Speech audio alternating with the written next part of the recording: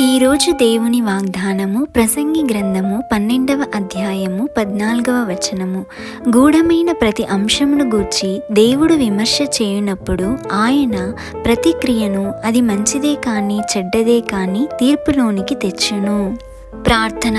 పరిశుద్రమైన దేవా, కృపగల తండ్రి, మీ పాదములకు లెక్కలేని స్తోత్రములు చెల్లిస్తున్నాం ప్రవ్వా. అవును యేసయ్య, మేము చేస్తున్న ప్రతి ఆలోచన, తలంపులు, క్రియలు కూడా ఒక దినమున తీర్పులోనికి వస్తుంది అని మరొకసారి మమ్మల్ని హెచ్చరిస్తున్నందుకు మీకు వేలాది స్తోత్రములు తండ్రి.